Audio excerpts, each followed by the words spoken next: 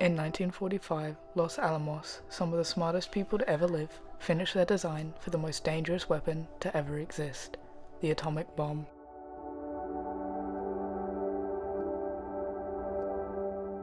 The atomic bomb was part of the infamously known Manhattan Project, a project which had one main goal: to stop World War II by bombing Japan. Many scientists regret their involvement.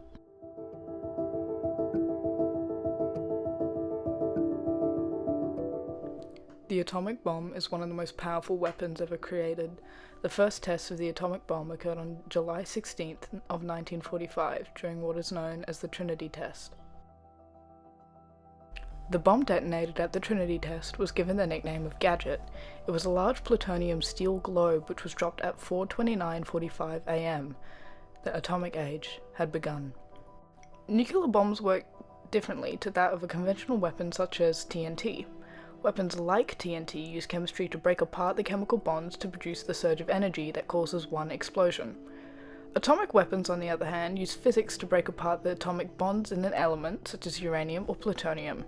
This is known as fission. Fission occurs when a neutron strikes the nucleus of another isotope which splits that atom apart, releasing a tremendous amount of energy. The explosions that are caused in the core of a nuclear bomb, such as the bombs used at Hiroshima and Nagasaki, Little Boy and the Fat Man, can only occur when a core goes critical. This happens when a core is essentially compressed into a much smaller volume, forcing the atoms to strike each other, causing a chain reaction. The core of a bomb is filled with atoms that are set up like mice traps. Once one goes off, they all go off. All the bomb does is force one of those traps to snap.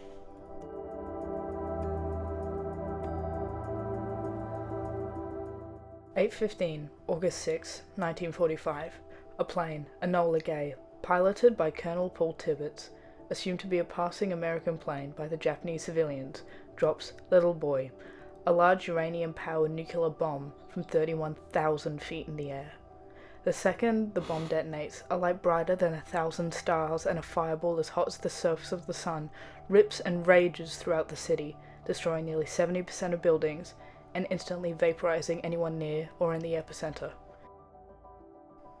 These deaths tolled over 80,000.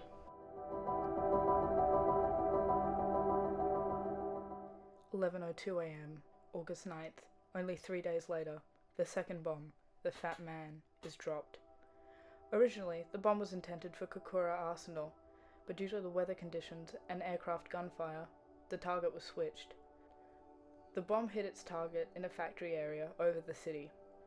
Luckily, many residents of the city had already been evacuated, and the hills surrounding the city prevented further widespread damage.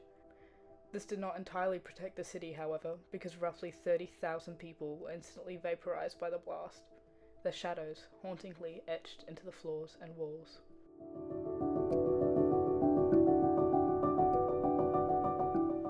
Although the initial blast of these bombs killed over 110,000 people combined, the death toll today is much higher. This is because of the unknown killer that was slowly penetrating the bodies of the civilians. Acute radiation syndrome, or ARS, is the sickness induced when the body is exposed to too much radiation. Essentially, what radiation does is destroy the DNA or blueprints of your body. When the blueprint to, for example, your skin, gets destroyed, your body cannot make new skin cells. Since you are constantly shedding skin, it essentially falls off of you without replacing more. This applies to your organs, enzymes, fluids, etc. It is a brutal and excruciating process that you have a limited chance to recover from fully, if at all. People who were close enough to the blast who didn't get vaporized instantly were almost definitely affected by radiation to the point of acute radiation syndrome. Symptoms of these victims included loss of hair, bleeding into the skin, and other hemorrhagic manifestations, inflammation of the mouth and throat, vomiting, diarrhea, and fever. A quote from a victim states, "They lined my bed next to my husband's and took tests. When they had taken enough blood for the sample, they withdrew the needle, but the blood wouldn't stop. Nothing worked. Whatever they did, even when they applied pressure, he carried on bleeding. During this time, purple spots began breaking out all over my husband's body. He then vomited up a large amount of brown liquid. Afterwards, he went limp and died an hour later." the woman that gave this statement is unknown. People that perished from ARS in Hiroshima totaled to roughly 86,000, while in Nagasaki, 50,000 people died.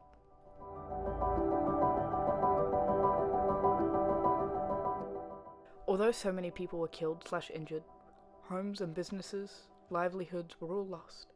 The bombing of Hiroshima and Nagasaki was successful in America and the Allies' eyes, as it ended the war. The effects of these bombings still ripple through on a global scale to this day. The RERF has conducted extensive research on the long-term health effects of the bombings, including the rates of cancer and birth defects. Their research has shown that the survivors of the bombings had a higher risk of developing certain types of cancer, such as leukemia, breast cancer, and thyroid cancer, compared to the general population. As for birth defects, the RERF has found that the risk of developing certain types of birth defects, such as a condition which the head is smaller than normal, was higher among the children of the atomic bomb survivors. However, the overall risk of birth defects was not significantly increased among the survivors' offspring.